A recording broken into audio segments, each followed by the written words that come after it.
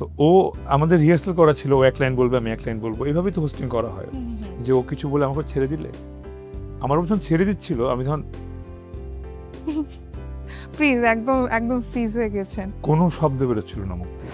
কোনো একটা কারণ আমার স্টেজে ওঠার আগে সবসময় জুতা খুলে যায়। মানে এরকম আমার সাথে অনেক হয়, আমার সাথে অনেক এম্বারেসিং কাহিনী হয়েছে। সো আপনার সাথে এরকম এম্বারেসিং কি কি কাহিনী হয়েছে আমি একটু জানতে চাই। Very interesting topic.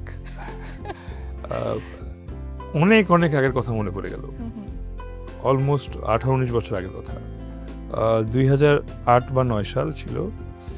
সো আমার ফ্রেন্ডসরা মিলেই আসলে অনেক, মানে আমার র্যাম্পে তখন অনেক ফ্রেন্ডস ছিল যারা এখন অনেক, মানে আমি এত আগে কথা বলছি, ওরা এখন অনেকেই মডেলিংয়ে নাই, অনেক সিনিয়র। সো আমার এক ফ্রেন্ড ছিল নাবিলা।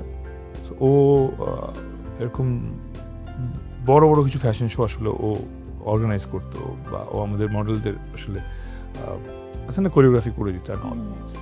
সো সামহাউ ও দেখলো যে আই এম ভেরি ভোকাল, মানে আমি কথা বলতেও টুকটাক জানি, পারি আর কি বলতে।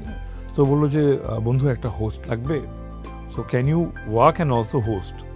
তো আমি তো 2-3 বার, মানে I was not a very regular model, আমি আসলে 4-5টা শো করেছি এরকম আর কি, তাও খুবই মানে শিখছি এরকম টাইপ আর কি। তো তখন আমি বললাম যে আচ্ছা ঠিক আছে, পারবো না কেন, এম্বারেসিং আপনি বলছেন। সো আমার জিনিসটা করার কথা ছিল যে আমি এসে কথা বলে আবার আমি চলে গিয়ে আবার আমি কিউতে জয়েন করে এই করে আবার কিউ শেষ করে আবার আমি হোস্টিং করব। তার মানে সামহাউ পুরো প্রোগ্রামটা আমার উপর ডিপেন্ডেন্ট হয়ে গেছে। আমি যখন প্রথমে মাইক নিয়ে আসি এই স্টেজে, আমার মনে আছে ইট ওয়াজ ইন র্যাডিসন হোটেল ঢাকায়। তো ওদের একটা হল রুম আছে, বড় বল রুম, ওখানে অনেক লম্বা একটা র্যাম্প করা অডিয়েন্সের মধ্যে দিয়ে, এর মধ্যে কিন্তু অনেকবার আমরা বললাম চারপাশে হেঁটে গেছি। যেইবার মাইক নিয়ে আসি আমি বোবা হয়ে গেছি, আমি কিছু কথা বলতে পারছি না। সো থ্যাংক গড আমি একা ছিলাম না, my friend was the co host. So ও আমাদের রিহার্সাল করা ছিল, ও এক লাইন বলবে আমি এক লাইন বলবো, এইভাবেই তো হোস্টিং করা হয়। যে ও কিছু বলে আমাকে ছেড়ে দিলে, আমার যখন ছেড়ে দিচ্ছিল আমি তখন ফ্রিজ, একদম একদম ফ্রিজ হয়ে গেছেন। কোনো শব্দ বেরোচ্ছিল না মুখ দিয়ে, এবং মনে হচ্ছিল পুরো পৃথিবীটা এই সময় ক্র্যাশ করবে আমার আশপাশে, কি হচ্ছে না হচ্ছে।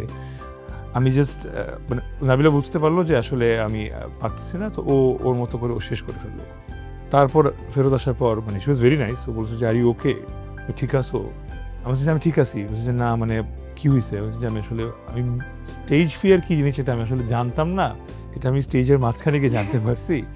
র্যাম তো আসলে প্র্যাকটিস করি, আমি আসলে কোনো দিকে তাকাইতাম না, সোজা গিয়ে চলে আসতাম, কিন্তু কথা বলার সময় আমি বুঝতে পারছি স্টেজ ফিয়ার কি জিনিস।